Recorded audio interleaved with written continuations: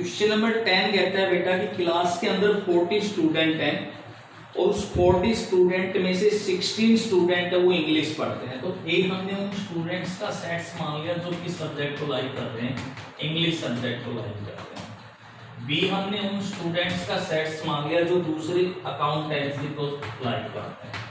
और सी हमने उन स्टूडेंट्स का सेट्स मान लिया जो किसको लाइक कर रहे हैं, इकोनॉमिक्स को लाइक कर रहे हैं। तो क्वेश्चन ये है कि क्लास के अंदर जो टोटल स्टूडेंट हैं A union B union C वो कितने हैं बेटा, 40 स्टूडेंट है।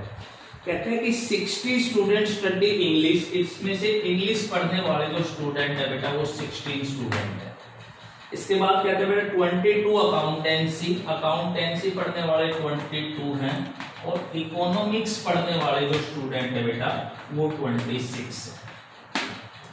इसके बाद कहते हैं 5 स्टूडेंट इंग्लिश और इकोनॉमिक्स, 5 स्टूडेंट है जो इंग्लिश एंड इकोनॉमिक्स, एंड का मतलब इंटरसेक्शन, तो इंग्लिश एंड इकोनॉमिक्स इसके 5 स्टूडेंट है बेटा।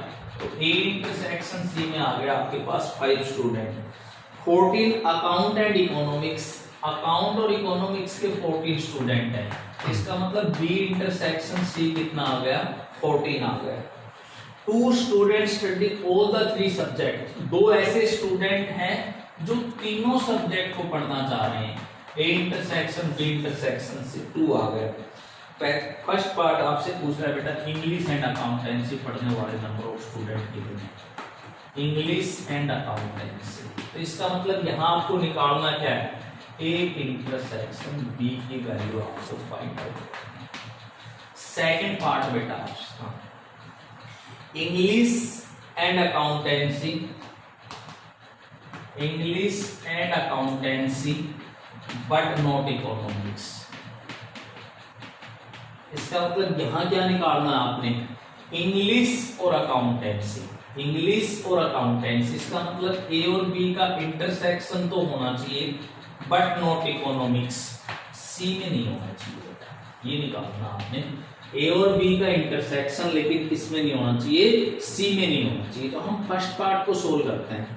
तो अभी अभी मैंने फॉर्मूला लिखा था बेटा, तीनों ए बी और सी की यूनियंस का जो सेट्स का फॉर्मूला था वो ये था n of A plus n of B plus n of C minus n of A intersection B minus n of B intersection C minus n of A intersection C और plus तीनों का intersection. ये formula लिखा था, value put कर दो आप। A union B union C 40 हो गया, n ऑफ ए 16 है, n ऑफ बी 22 है, n ऑफ सी बेटा 26 है, n of A intersection B ये हमें निकालना है, n of A intersection B minus n of B intersection C 14 है, minus n of A intersection C 5 है और प्लस तीनों का इंटरसेक्शन, तो तीनों का इंटरसेक्शन 2। सोल्व करते हैं बेटा। 14 इज इक्वल टू, इन तीनों को ऐड करते हैं तो ये हो गए 48 64 और प्लस 2 62 हो गए बेटा ये। हाँ 16 एक है, 22 एक है आपके पास, 26 एक आ रहा है और प्लस का एक 2 आ रहा है बेटा। 6 2 8 और 8 16, 2 2 4 5 6 66 आ गया बेटा। और माइनस 14 और minus n of A intersection B. तो 40 इज इक्वल टू 66 में से ये घटा दीजिए आपने, 52 बचेगा बेटा।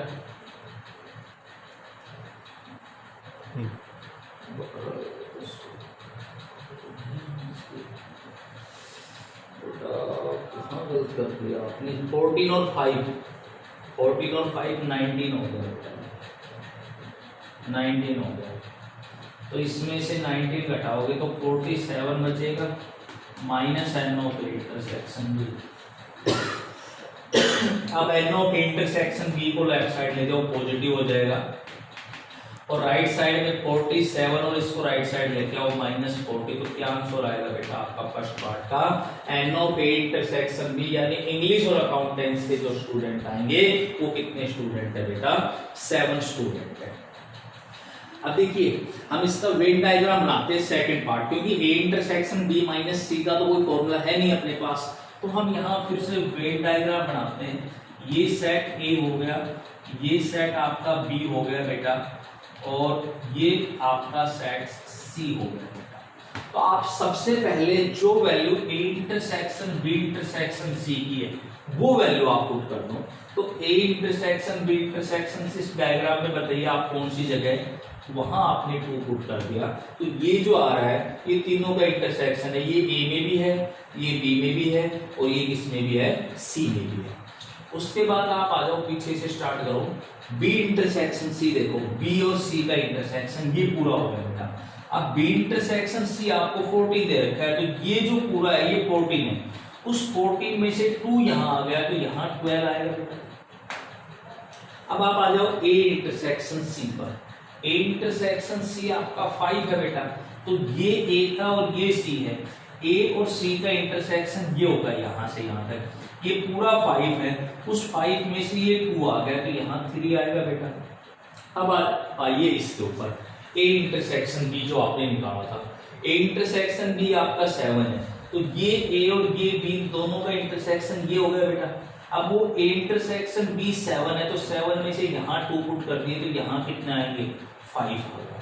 अब देखिए ए में टोटल कितने थे, ए में टोटल 16 है, तो ये ए है, इस ए में टोटल 16 है, उस 16 में से आपने भर कितने दिए 10, तो ए में भर दिया आपने 5 और 2 7, 7 और 3 10, तो 10 तो आपने भर दिए, टोटल 16 थे तो यहाँ 6 बचेगा। अब बी में देखो टोटल 22 थे, लेकिन बी में आपने भर कितने दिए 5 और 2 7, 7 और 12 19, 3 यहाँ बचेंगे। अब सी में देखो ये नीचे सी है, तो सी में आपने 12 15 15 और 2 17 आपने भर दिया, सी में टोटल 26 था तो यहाँ 9 आएगा। अब आपसे क्वेश्चन में ये पूछा होता कि ओनली इंग्लिश पढ़ने वाले स्टूडेंट कितने हैं, तो इसका मतलब ओनली ए में चाहिए कि किसी के भी इंटरसेक्शन में नहीं होना चाहिए, तो ओनली इंग्लिश के जो स्टूडेंट होते हैं वो बेटा कितने बचते 6 बचते। अगर आपसे पूछता ओनली अकाउंटेंसी पढ़ने वाले स्टूडेंट, इसका मतलब ओनली बी, तो ओनली अकाउंटेंसी के कितने स्टूडेंट होते 3, और आपसे पूछता ओनली इकोनॉमिक्स के स्टूडेंट बताओ, तो ओनली इकोनॉमिक्स के स्टूडेंट कितने आते 9।